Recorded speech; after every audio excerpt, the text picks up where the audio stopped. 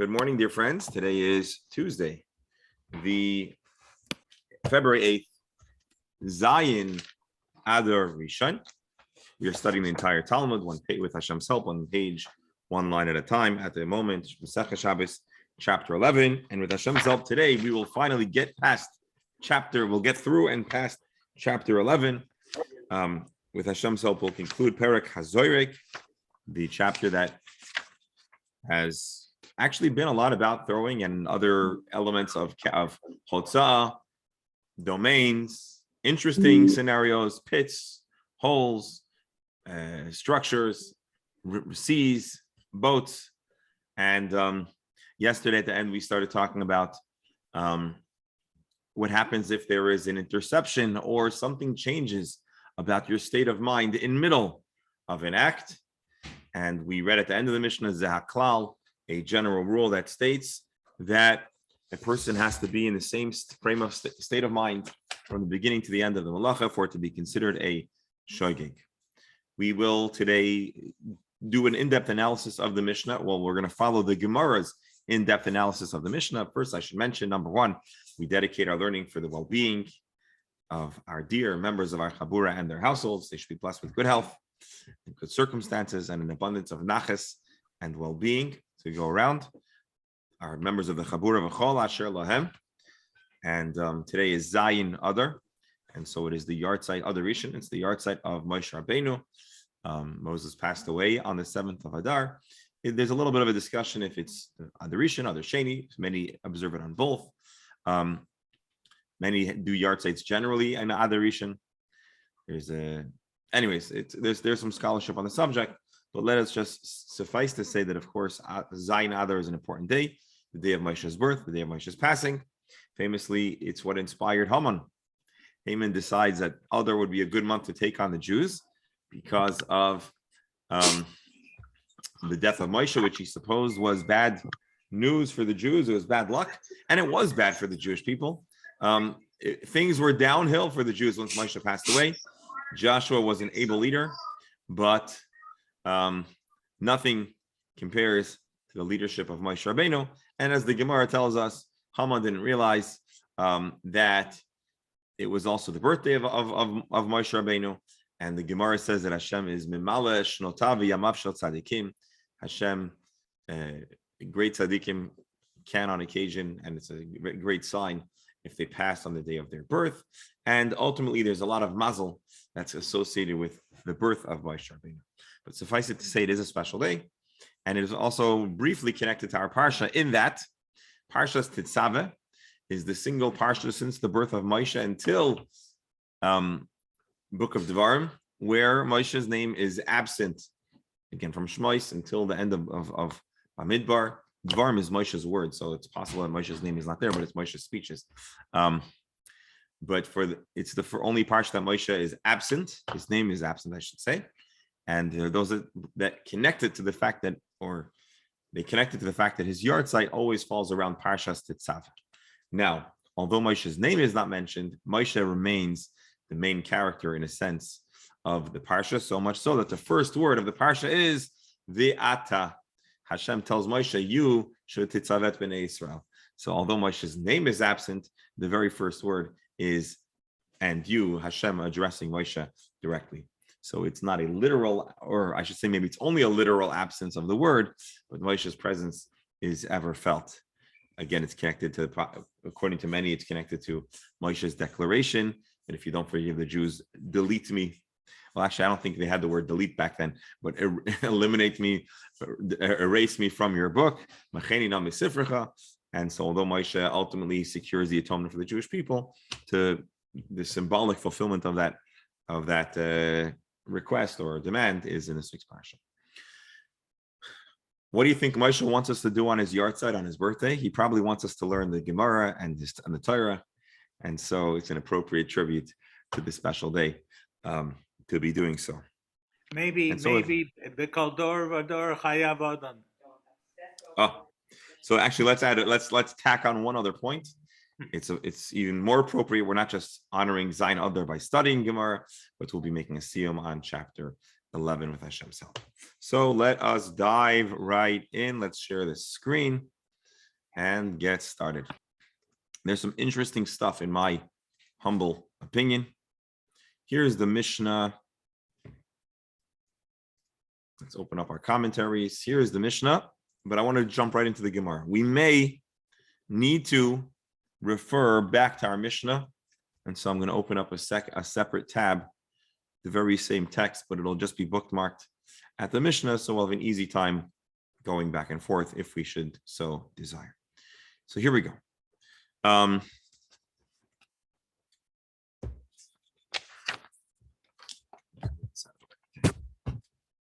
Here we have the Gemara. So the Gemara is going to first ask an interesting question. Our Mishnah said, oh, you see, I should already take advantage of this. All right. Person throws something, he forgets about it. He remembers that it's Shabbos, as Rashi says. And then, again, I'm reading in a very simplistic reading. It's possible or likely, as you'll see, that we separate these. Then they are caught or burnt, etc. Potter. So the Gemara says, Hanacha, if it landed, it wasn't intercepted. Chayiv, are we trying to say that if the thing you threw, you intended to throw it, not realizing it's Shabbos, and then you discover it's Shabbos, and then Baruch Hashem, it doesn't have the opportunity to land in a conventional Zrika situation. A dog jumps up, or your annoying friend goes and intercepts you, grabs the item. Maybe you're playing monkey in the middle, and the guy in the middle successfully catches it. Now, I hit mute all, by the way, so please unmute, because I love to hear, we need to hear everyone's comments. So again, if you're muted, please just unmute. So if the item wasn't intercepted, you would be chayiv. But unfortunately, Doctor, you're going to say something? No. Okay. Unfortunately, for this assertion, read a little later in the Mishnah. V'haloi niskar. He realized that it was Shabbos. Utanan, and the end of the Mishnah states, and now we don't need to flip back because the Gemara itself quotes it. Kol chayave chatois. Any person who is liable for a chatos, einon chayavin, he could only have to bring a chatos when shetei tchilas v'soifen shkaga. If there was a continuous, consistent shgaga, mistake. Here, it is not a continuous mistake. He came to realize that he did something before it landed. And so even if it was... I have a question. Can you give Go me ahead. an example of Shetchilasan Mezid V'Sofan Shkaga? Usually, if you have it in mind, in the beginning to be Mezid, unless he changed his mind and he says, I'm sorry, I did it. But even then, it's not Shkaga. Good question. I don't know offhand. The Gemara is going to analyze further. It would be interesting to think about what might be a case of the outset was Mazid and then it was a Shkaga. You'd have to have a high degree of absent-mindedness to be able to lapse out of awareness after realizing that someone's doing something wrong. But let's workshop it a little later. It is an interesting question. It's a whole lot easier for us to fathom a person coming to realize something than forgetting from one moment to the next. But so let's put that not on the list. Let's just put that on the sidebar as we go through the Gemara. So now we're talking about Tchilasan b'shogeg soifan b'meizid. But so you should be exempt even if nobody intercepted your item. So if Kana now is going to give a creative answer, it's going to take a little bit of, not too much, but a little bit of brain power here. Amar Rav Kana answers, Seifa, this last comment, when the Gemara says, Kol, it has to be mitchilasavad Seifa, indicating to our original understanding that if you came to terms in middle, you were chayiv. I'm sorry, you are not chayiv. Amar Rav Kana, Seifa asan lelachta umisna. The Seifa is only talking about a very distinct circumstance. Let's read Rabbi Stein's also, then we'll take a look at Rashi. We're talking about a bolt and a cord. What happens here is the bolt is attached to a cord. You hold the cord in your hand. And therefore, you can retract it even after you throw it. I'm thinking yo-yo-esque. something like a yo-yo, although it's probably more like a weapon. What are those? Not nunchucks, but something like that. You have this heavy metal or heavy item at the top of a string. You could throw it, hurt your friend or your enemy, I guess, and then retract it. So in a case where the beginning was unwitting, the conclusion was intentional, you are exempt, because this is really not a shogeg. Because, or I should say, this is really amazing. He could have yanked it back before hurting someone, or before casting his, I'm sorry, forget hurting him. Before he cast it into the distance of 4 amas, he could pull it back. However, in the first clause of the Mishnah, once the object left his hands, the action is irreversible, and therefore the action, this is really an action where the beginning and the end are unwitting. So Rav Kana answers something that is consistent with what we would imagine. Once the item leaves your hand, your role in this action is over. Then they say once you pull the trigger, a person can't take back the bullet. I think it's brought as an analogy for speech, where sometimes we say something and we regret it, but we've already discharged, you've already shot it into the atmosphere. It's no longer able to be retracted. And so Rav Kana says, usually throwing something, if you throw it, you've done your part. And the act of throwing, at least according to Rav Kana, is entirely labeled, is entirely associated to your frame of mind at the time of throwing. And even if it didn't hit the destination, all the thoughts in the world don't really influence the item. I guess we like to talk about sports analogies. I suppose once the quarterback throws the ball, there's really nothing he can do. If it's a good pass, maybe it'll be caught. If it's a poor pass, maybe it won't be caught, or it'll be intercepted. But you've done your role. There's not much more you can do. Rabbi. Yes, Rebero. To bring it up to date, once you hit send on the computer key, you're finished. Once you hit send, yeah. Actually, today there are some applications I filled out. Oh no, I paid a credit card. And then on the top, after I hit send, it said, you can still cancel this transaction. So Actually, today, Gmail gives you 5 seconds to change your mind. Or Gmail gives you time. It's But- 5 seconds. But generally speaking, once you've done it, Rabbi, yes. are we supposed to take this principle to apply to everything? What's everything? What Any malacha that you would do on Shabbos and your intention was changed by something else? Is this a So not general every. principle we're So learning? let me clarify something that which a good question. The Gemara is really going to make this point, but I'll just share it now. Not every malacha is created equally. There are certain malachas that you are able to abort mid-action. Throwing is unique in that you've thrown it. It's no longer in your hand. You're using your force to project an item a distance, but you no longer control the force. The force has now been transferred into the item you've thrown. No, but Unlike carrying or writing or cooking, right?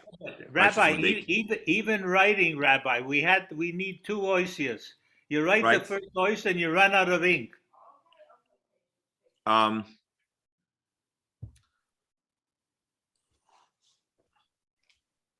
mean, I don't want to We'll- sidetrack you. I just Hold on, want no. to the general principle. We'll get to it. But do you understand why it's not necessarily so that throwing is a good and is identical to other malachas? So let's stick with what we're talking about, but because the Gemara is going to do your work for you. Your question in this instance is exactly what the Gemara, which by the way is a very wonderful kind of question to have, because when you're mechavan to the Gemara's question, it means that we're thinking in the right direction. So again, let me just recap what the Gemara said.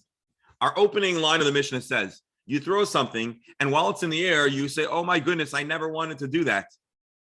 And then, to your great luck, a dog jumps up and catches it. You're putter. And the Gemara asks, and what if the dog didn't jump and catch it? Shouldn't you also be putter?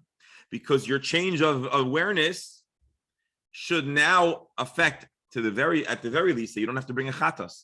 Now, a person who truly cares is not only worried about the cost of the chatas, they're also worried because they want to observe Shabbos to the best of their ability. But suffice it to say, based on our a casual reading of the latter part of the Mishnah, you should be exempt. And so Rav Kana answers no. The principle of your frame of mind from the beginning to the end, as it pertains to Zorek, as it pertains to throwing, is exclusively if you have an ability to retract it. Usually Zorek, you don't have the ability to retract it. You know those ice cream cones where you press the button and the ice cream shoots off? So over there, if you're fast enough, you could retract it before it goes to the full distance. Or a yo-yo, or this heavy lock on a chain or something here, a bolt and a cord. If you want to look at Rashi, lichta eitz katan shekafel roisha v'sorach lechamorim. It was a kind of implement that was used in the people that carry stuff on donkeys, and they would use it to secure stuff or whatever. We're talking about a heavy piece and a string. And here's what happens. He's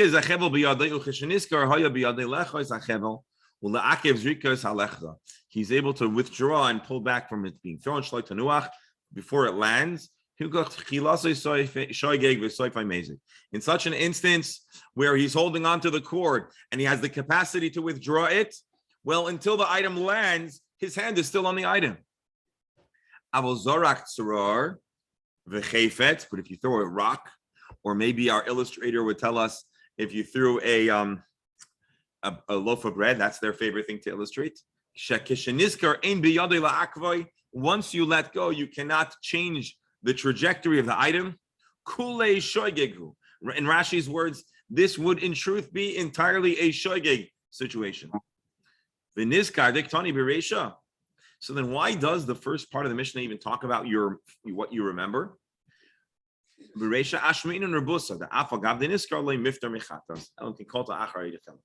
It's teaching us a chiddush. Even if you change your frame of mind, you're not exempt, absent the intervention of the dog or your friend or whatever. That is Rav Kana's initial commentary on the Gemara, and a nice little mental exercise.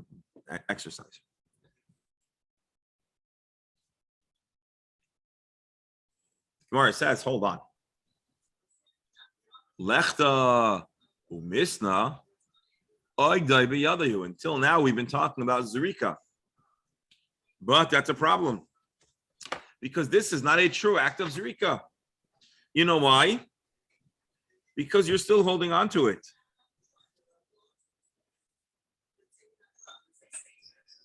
What is a act of Haitzah? A complete and total uprooting from point A and an absolute total depositing to point B. Rashi, vafilu kule milsa shoygeg. Even if the entire action is inadvertently, lo yimechayev de'ein kan zrika. This is not a halachic act of zrika. Zrika is where the item is moved in its entirety. And the Gemara here is asserting that that doesn't sound like a proper zorek situation. And so even under all circumstances, you withdrew it, you didn't withdraw it, it was intercepted, it was not intercepted, it doesn't matter. This is not zorek. Someone says, you know what, you're right. Our conversation here, whose conversation? Based on Rav Kana's interpretation, we would have to be talking about not throwing it all. We'd have to be talking about the act was intent, the intention is to hurt, to cause a wound. Rashi.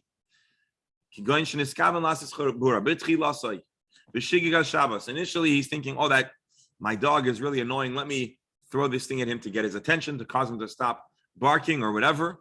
Don't do this to your dog. It's not nice. But here we're not talking about Tsar Bali Chaim. Here we're talking, or your friend, by the way, it's not nice to hurt your friend either. And I could say on good authority, you even shouldn't hurt someone that you don't like. But we're not talking here about the ethics of hurting someone. We're talking about the laws of Shabbos. So Shabbos. And before the person is injured or the animal is injured, he remembers, oh, whoops, I don't want to hurt him on Shabbos. I should have waited till tomorrow. Our talk here is that he hopes to hurt someone. When he remembers, he becomes exempt for a chatos because he could have withdrawn it. So if you throw something at your friend and you remember it's Shabbos and you have the ability to withdraw and you do not withdraw, well, then we don't look at this act as a shoygeg of Shabbos. But if he would not have recalled that it's Shabbos, he would be chayev v'chatos. Although it remains connected to his hand, the Rav Kana now needs to say that we're talking about that you're throwing something, but not the malacha of zrika, of zoyrek. The malacha is hurting, making a chabura, which is prohibited on Shabbos. And because you have the ability to withdraw, it's not entirely a shoygeg. Therefore, you don't have to bring a chatos. Your teshuvah, however, is a whole lot more complicated because there is a component of kavana involved in this act. And then you also have to atone if it's your friend. You're going to have to figure out how to you might have to pay him for the damages or whatever. Alan, is your hand raised? You're muted. We can't hear you, but we'd love to hear you. What happens? Can you hear me now? I hear you now. Go ahead. So let's take this into present day thoughts or science. If I'm in a public domain and I yell and scream at somebody, the sound is carried to the private domain, or vice versa. So shouldn't projecting sound, it's projected. Projecting sound for whatever reason is not considered hotzah. It's not considered hotzah. The rules of hotzah are restricted. It's a very interesting question you ask. I don't want to reject it out. I don't want to push away out of hand because it gives the opportunity to really develop and explore what exactly is included in hotzah. But I would say like this: hotzah, the transfer of an item from point A to point B, from one rishus to another, is restricted to tangible items that are contained in a physical space, and it can then be taken from point A and brought to point B. So I can say that this does not apply to a voice, but your question does provide us an interesting opportunity, although I'm not going to take it up in its entirety now, to ask if that's not the case. It really allows us to contemplate what is considered an item subject to moving and what is not an object subject to moving. And the Gemara actually asked a similar question to this when we were talking about water. Water is considered hotzah. Water is a tangible item, quantifiable. Sound, I'm not sure when sound, the exact sound that you're saying is, I'm sorry. Sound is not placed somewhere, and that very same sound doesn't get placed somewhere else. So it's lacking all the elements of hotzah. But it is an interesting question. Rabbi, So you can keep on screaming from the private to the public domain. Gesundheit hate. As far as Shabbos is concerned. Although I heard that in Canada you're not allowed to make a honking sound, so be careful it doesn't sound too much like a honk, or you may get in trouble. All right, Beryl, go ahead. Rabbi, what if we looked at this in another way? Let's say you're holding the thing that's attached, and you still have it in your hand, but the string breaks. Does that become Zorah? Interesting question. You're saying, does that become a shogeg or a mazid? I don't know. Right. It's a good question. I don't know.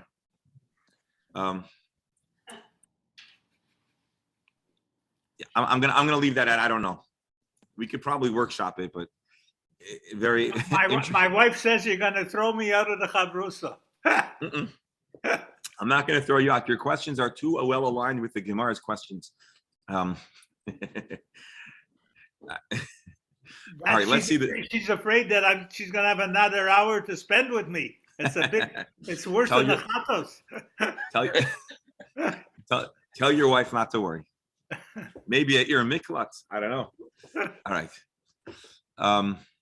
So the Gemara is really taking us on an interesting trip over here. Now, let me ask you a question. Here's the Mishnah. This is the Mishnah we studied yesterday and we recapped today. Hazorek v'niskar, ma'achar sheyatzim yado. If he remembers in the middle of after throwing it, and then it's intercepted, we said he's patur.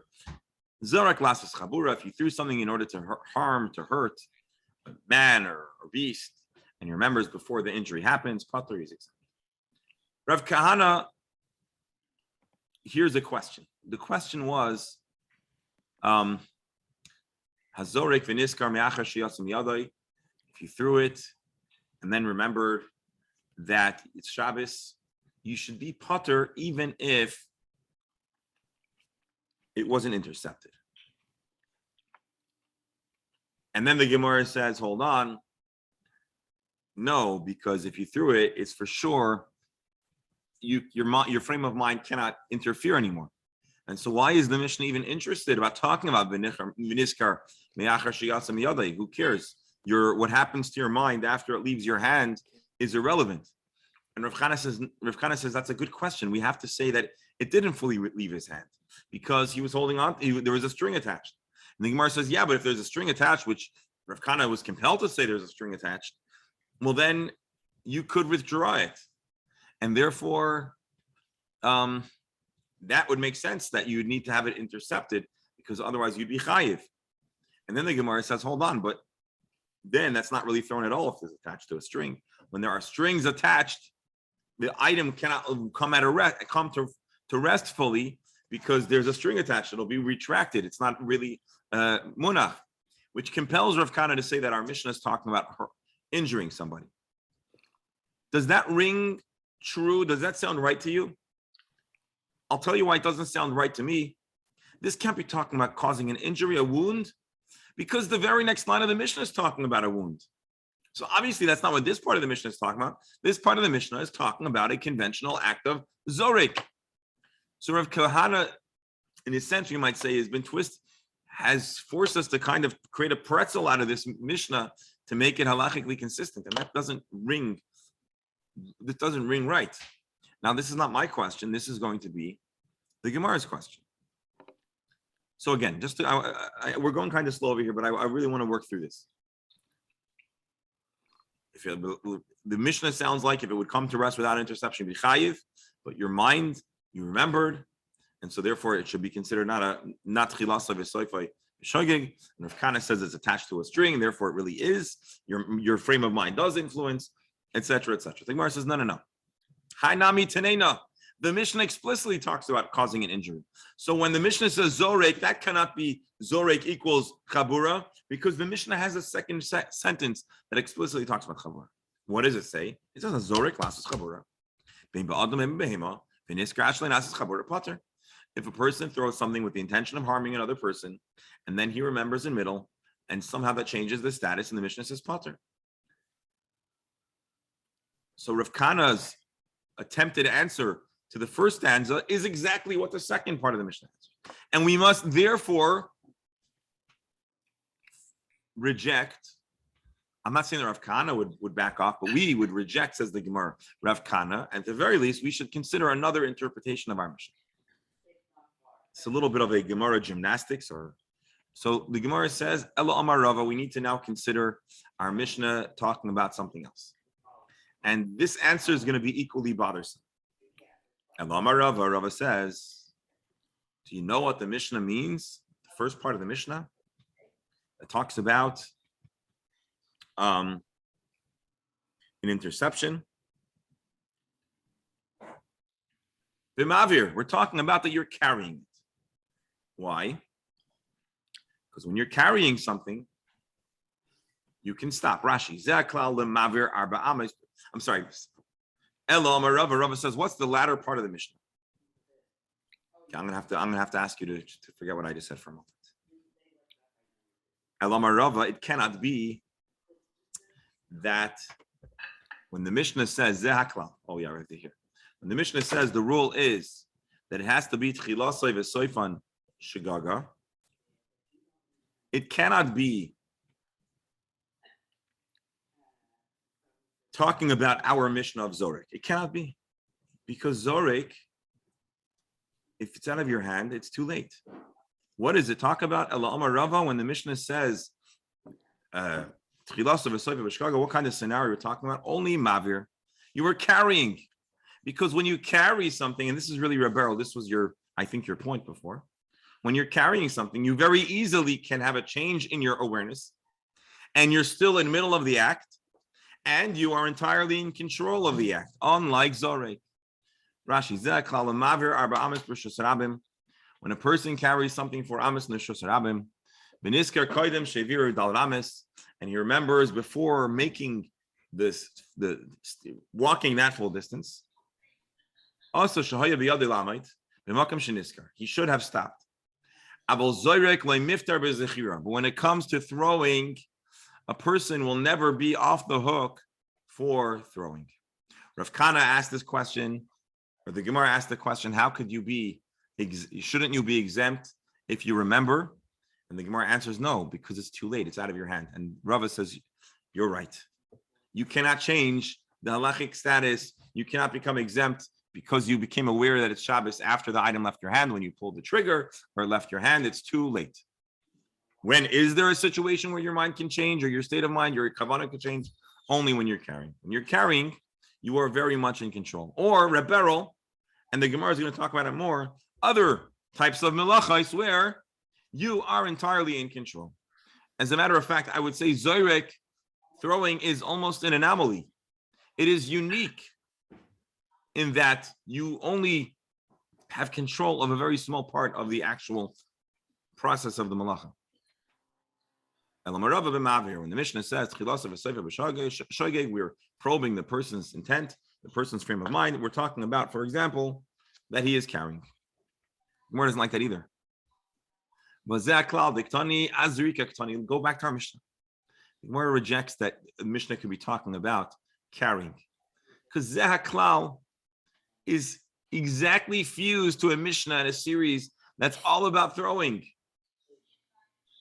So the word Zehaklal, this is the rule. You have to have kavanah from the beginning to the end, or lack of kavanah has to be v'shoigeg from the beginning to the end.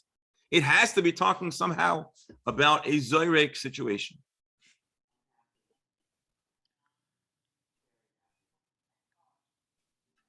And it has to be talking about Zrika. Rashi. The Iri le'elmine b'Zoyrek lasis chabura.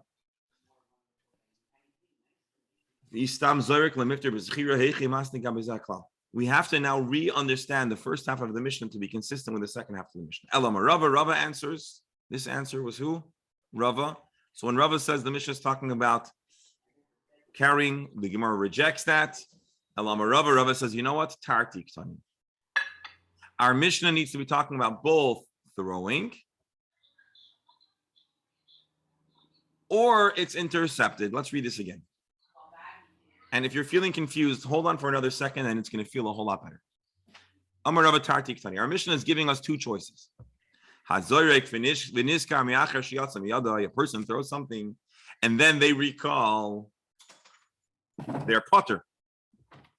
We have to understand why, but that's what he says. Inami, alternatively, Loiniskar, he never realized that it's Shabbos, but Kalta Acher, Kalta Kalvashnisr water. The Mishnah now will be re-examined the way I think many of us had an instinct to read initially. If you throw something, usually you're chayiv. But there are two ways that you could be exempt. Either, says the Mishnah, you had a change in your awareness. You realize it's Shabbos. As soon as you realize it's Shabbos, this is no longer a textbook shoygeg, or it's intercepted. Why are you exempt when it's intercepted? Because it never landed. It never had a hanacha, or shtaim shasua. Someone else is taking part of the role, part of the malacha. Doctor. I just want to question what throwing means. And to use the football analogy, if a quarterback has the ball and at a certain point, it leaves his hand and the direction is towards throwing, as compared to something which is a fumble or something like that. So the question here is, are we talking about throw? In other words, here, whatever it is, the hollow, the ball, you wind up, you take your hand back, and now you before you let go, something in your brain tells you, oh my God, something just ran, it shot, I can't do this. And you even let it go, but not in that direction, like straight to the ground, as though you would if you were carrying something. It's not so clear cut. So, doctor, you're asking, I'm hearing two different, very interesting points. Number one, sometimes, and a quarterback is a good analogy. Sometimes, if you start the throwing motion, you can, if you realize you don't want to throw it, you could end up messing up the pass, but it still is projected. Right. And so, doctor, you're asking a very interesting question. Maybe that would be a good instance of Chilasai Shogeg Soifoi Mezid. And maybe that would actually be a very good Chilasai Shogeg Soifoi Mezid, because again, when you started the motion, most of the motion, let's say you were just throwing the ball, no problem. And then you realize it was too late to abort the pass, but it was enough to influence the pass. Or maybe that's point. That's one point. Right. And then there's another point which I think heard you say, or we're getting at, is hold on. A quarterback throws with intention, but he's throwing to a receiver. So is that considered an intercepted pass? Or is that considered a proper hanacha? You understand this question? We talked about someone catching the Mishnah says you throw it and someone catches it. What if you're throwing to the person that's catching it? Is that considered? So I want to put the question on the side for a moment because the Gemara is going to address that question. One more angle. Hold on. The question about this, who the receiver is or how the catching works. If I understand correctly, the Gemara is going to address that in just a moment. So that's a very good question. As far as the other question, I think I'm going to accept that as yes. That would probably be an easy situation of Tchilas HaShogeg. Rebero.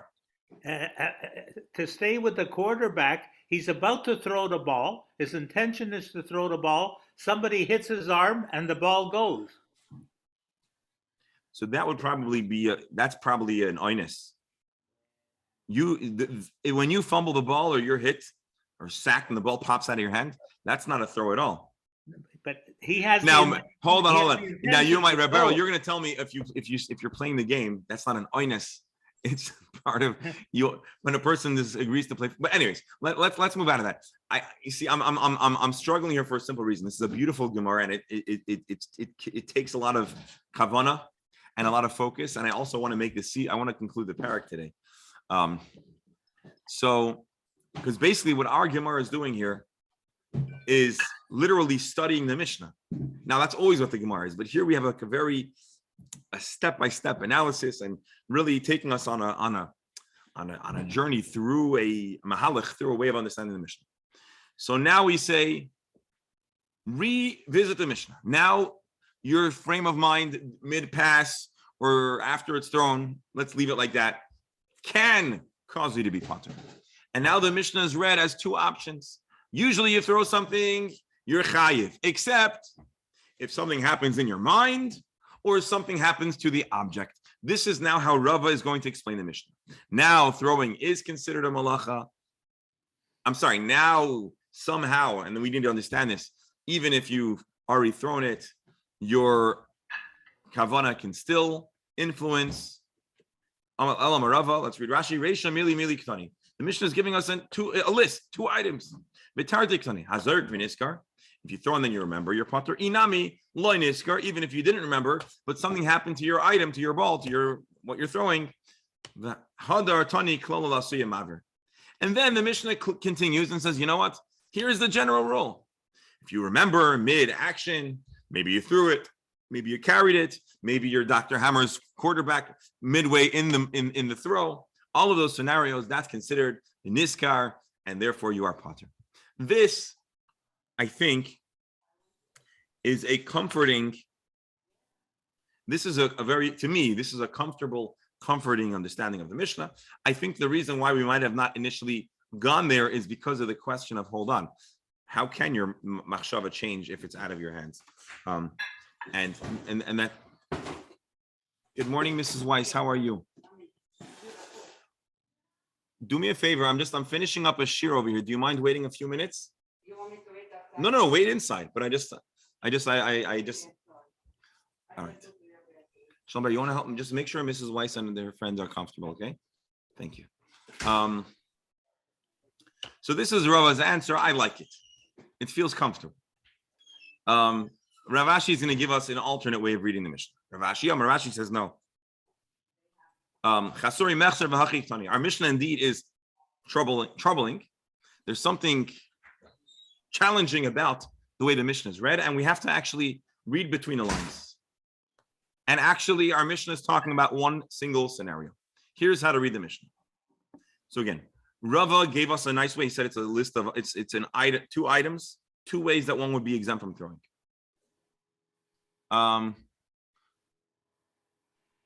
Rav Ashi says, Chasuri mechzer v'achitani. The Mishnah is missing some words. Let's read between lines. Here's how you read it. Hazoyrek, if you throw something, and then you remember after you already threw the pass. I'm sorry, Professor, for using all the football. Kolta acher, and then now someone else catches it. Oy kolta kelev, or a dog catches it. Oy shenisrifo, somehow it's destroyed before landing. Potter, you're a potter. So again, you threw something and then it disappears. I'm sorry, you threw something, you remember it's Shabbos, it's destroyed, it's intercepted, etc., potter. Hanacha chayiv. But if it would actually land, you would be chayiv. You know why you'd be chayiv? Because what is your niskar? What is your memory? What does your thoughts have to do with something that's not in your hands? But no, that's not what he's saying. Why are you chayiv? Shechazer v'shachach. Because you forgot. So here, and is Rabbi Menachem on? Rabbi Menachem, you thought you had a question. How do you start off as a mazid and then end up a shogeg? But here we're saying maybe you threw it b'shogeg. Somehow you realize that it's Shabbos, but then you forgot again. Then somehow you are chayiv. But if the person remembered and didn't forget again, potter, he is exempt. You know why? Because that is a scenario of initially it was a mistake. It's in my hold on. It's familiar items just structured a little more confusingly. You threw something and it's intercepted, and you remembered your potter. If it were to land, you're chayiv. Sometimes. When? If you forgot again. But alternatively, if you were conventional, you didn't know, and then you found out, you are potter from the chatas. So it's just a very complicated way to introduce one additional halacha. Shachach v'chazar, or you were a shogeg, mazid, shogeg. You forgot it's Shabbos, you remembered it's Shabbos, and then somehow you forgot again. Let's read Rashi before we have any more discussion. So there's a lot. Look, some people have very rapid thoughts. Their mind is racing. Or maybe we're talking about a very brilliant person, and while the ball is still flying, you can have 6 conversations with yourself. I don't know. So let's see Rashi. Before it landed, he forgot again. This would be a scenario where the beginning and the end was inadvertent. And the Gemara is teaching us that, when it says that you remembered, it's just to add an extra halacha. Even if in the interim, he knew that it was Shabbos. Again,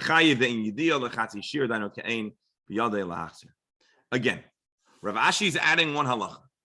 If a person recalls in the middle, that doesn't really affect this situation. It's still considered a shogeg. That's all we say. So again, Rav Ashi says, if you remember in middle, you're potter. But if you forget, you remember, and then you forget again, that middle temporary, oh, isn't it Shabbos? No, it's not Shabbos. Maybe that's what happened. Sometimes I have this problem all the time on the shir. I forget which month it is, which year it is. So the person thinks it's Thursday. He thinks it's Friday. He throws the ball. They say, oh, it's Shabbos. And then before it lands, oh, no, it's Sunday. Maybe that's what happens. Mrs. Weiss, just give me a few more minutes. Okay. So I guess, Professor, Doctor, you're probably most qualified to weigh in on this subject. Could this happen? Go ahead, Dr. Hammer. I wanted to just ask why they use Iraq. Doesn't say in Hebrew Iraq. And Steinsaltz, one who throws a rock. Why Dafka the rock? Yeah, why Dafka the rock? And then talking about possibly being destroyed, but they use the word for burnt, and he says burnt, and the dogs don't necessarily run, jump, and eat rocks. So why did he say throws a rock? I don't know. Yeah, I don't know. The only reason why I would think he says a rock is because we were talking initially, there was a havamina that this was about causing a chabura. And so when we talk about causing a chabura, an injury, maybe then a rock would make more sense. So maybe for consistency's sake, they just translate the whole, I don't know, but that's an interesting question. I'm sure it's not random, but I don't know. Rabbi. Yes. Your apology to the professor for using football got me It was not a wholehearted apology. No, but it got me to thinking something serious. What if all this is about soccer and the excuse that it's not a normal way of throwing goes away because within soccer, everything is with the foot? Hold on. There was no mention of a normal or not normal way of throwing. The only mention was No. In general, we use that as an excuse elsewhere. Kicking would be the same problem, certainly if that is the ungenommen method of transporting the item. But Rebel, do me a favor, just because we have 9 minutes left. Well, let's take I think we should try to at least formally make a seal. Tomorrow we can, I think, go back and cover any missed. I don't want to delay a l'chaim. Go. Rebel, Baruch Hashem, we all have our values aligned, so that's all right. So now the Gemara is going to go to discuss. And also, I have a wonderful person here that I need to speak to once I finish this year. So, Zeh Klal. The Mishnah says a rule: whenever you're chayav v'chatas, if you have a shoygig then a mezid, if it's shoygig and a mezid, you are potter. Itmar. Shtei amos b'shoygig, shtei amos b'mezid, shtei amos b'shoygig. What happens if you take 2 steps and it's a shoygig? Maybe you think it's Friday. Then you take 2 steps and you think it's Shabbos. And then 2 more steps and you think it's Sunday. I hope I'm getting that right, but that's the only thing that I could even conceive of how a person could so rapidly go from an intentional to unintentional. Rabba Amar Potter, Rava Amar Chayiv. Are you Chayiv or Potter here? Rabba says Potter, Rava says Chayiv. Why does Rabba say you're Potter? Rabba Amar Potter, he says you're Potter. You know why? Rabbi Gamliel says that Yediyah doesn't work if it's for only a segment of the malacha. In such a malacha, some malachas, there are components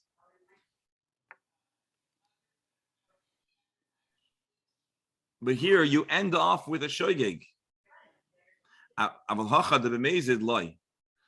Over there, your machshava was in middle, but not through the duration of the malacha. But here you actually have a solid segment that is b'mezid. I believe that's the pshat, and therefore you should be potter. Rashi explains Reberol's case where you're writing 2 letters in 2 segments. The second letter you did b'shoygig, but in between the 2 letters there was a mezid. So maybe then Rabbi Gamliel says you're potter. But here you actually had a solid chunk of mezid. Therefore, Rabbi says you're potter. Uvemai, what are we talking about? If we're throwing shoygigu. If you were throwing something, it's a shoygig because you cannot retract it. Elabamaver. We're talking about that the person was carrying. If he's carrying it, he has the capacity at any time to stop. And so if he continues walking, it's on him. Rava Amar Chayiv. Rava said, again, I'm going through this fast. Tomorrow we can revisit this. I just want to pop the I want to pop the champagne today. Rava says Chayiv. You get 2 shoygeg, 2 meza, 2 shoygeg, you're Chayiv. Afil Rabbanan Damar Yeshidil Chatzi Shir. Even according to the Chachamim, who are sometimes inclined to extend an exemption if the Yediyah happens in the middle, Hasam Hu Biyadai. That's when a person is carrying something. But when a person is not able to undo the malacha, that is not so. So Rava says that the Mishnah, Rava, when he says that when you're chayiv, because he imagines that you're throwing, and therefore your machshava is not consequential. Okay, now we're going to go through this fast, and again tomorrow, Bli Neder will revisit this before we go on to the next one. Amar Rabba taught another halacha. Interesting. Zorak. I believe this is going to be the analogy of Dr. Hammer's receiver issue. Amar Rabba says, Zorak v'nocha b'pia kelev, ay b'pia kivshan chayav. If you throw something, be shoygeg, and it lands in a dog's mouth or it lands in a furnace, you are chayiv. You're chayiv for throwing into the dog's mouth or into a furnace. The Gemara says, hold on a second, that doesn't make sense. Our Mishnah told us, you throw something to a dog, you are putter. If a person catches something or the dog catches it, I should nisr a putter. So Rabba, how do you say you're chayiv? For the same thing, our Mishnah tells you putter. And for the record, Rabba is a great sage, but he does not have the right to ever contradict a Mishnah. So the Gemara says simple. When our Mishnah says you threw something and it was intercepted, your machshava, your intention was not for it to go into the dog's mouth. Your intention was for it to land. Therefore, you are potter because the item didn't land in a chash of a place and it didn't land where you intended for it to land. However, that's the difference between an interception and throwing a pass to a receiver. When you threw it to the dog or you threw it to the furnace, and the Gemara doesn't mention a person receiving it, but I imagine we might have to say the same thing.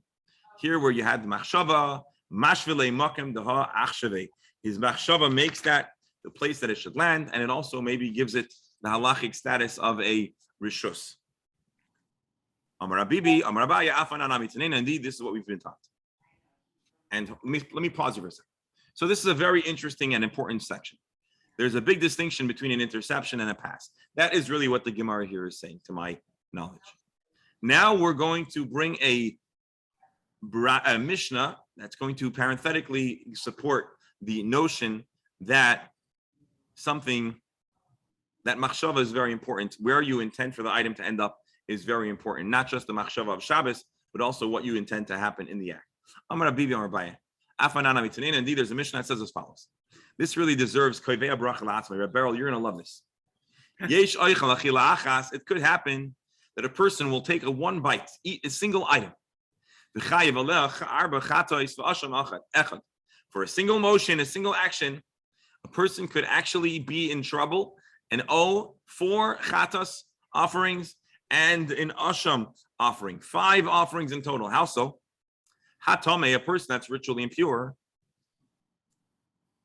They're ritually impure, they shouldn't be eating items of the Beis Hamikdash. She'achal chelev, and he ate fats that are off limits for a person. It's a part of a carbon that's not allowed to be eaten. Vihu noisar, and it is also part of an expired offering. Min hamikudashim, from a carbon that was consecrated to the Beis Hamikdash.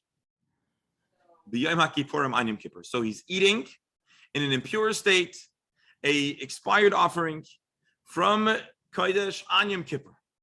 1 bite, 5 sins. And I'll tell you, in yeshiva, and the Rambam actually does this. It's a little bit of a challenge to see how many compound sins there could be in a single action.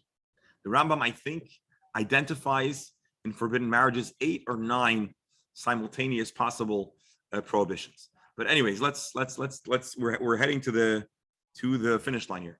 Rabbi Meir says, from Hoysa Shabbos, also you add another thing. If he took the bite and then he walked outside of the Beis Hamikdash while it was in his mouth, he could be chayiv for carrying. Amr Loi ve'einai min Hashem. They told him this cannot be a chatas because it's not considered carrying.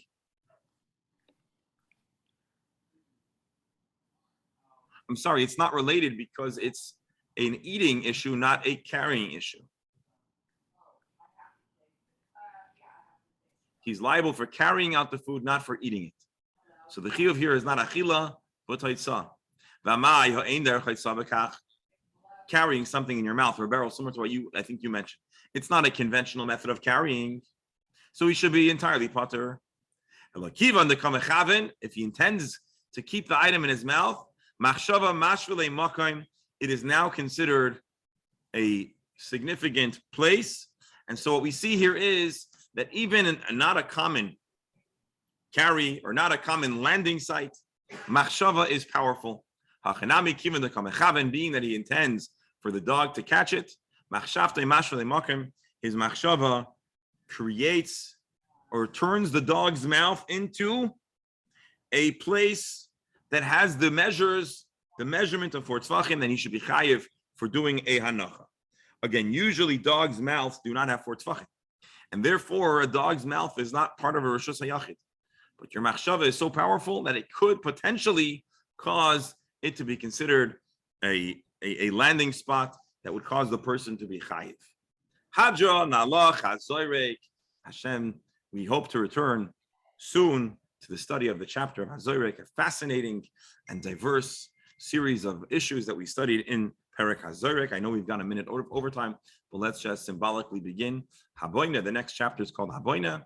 It's going to mention different types of construction, leading us to the issue of Makeh B'Patish, a whole other series of very thought-provoking and important issues. Haboina Kama Yivna V'Yachayev, how much construction makes a person liable for construction on Shabbos.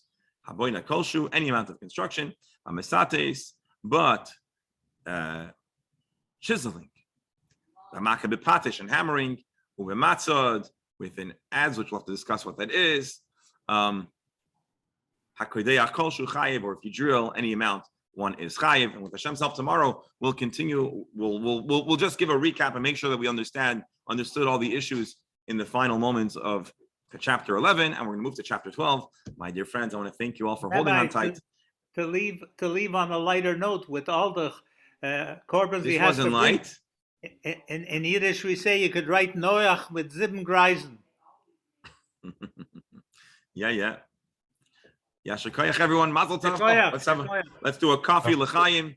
Hashem should give us koyach, and let's add a special l'chaim to the households and the spouses that perhaps participate or put up or sometimes keep us in line, and they get a lot of credit for this year too. So let's say l'chaim for the well-being of the members of the Chabura and their households. L'chol asher lahem, for good news, for health, for happiness. L'chaim. Chaim. Chaim. Av simcha. All right, Shalom Bar Chumash. Chumash will commence as soon as I hit end. You can rejoin to study Chumash. Thank you all so much. Mazel tov.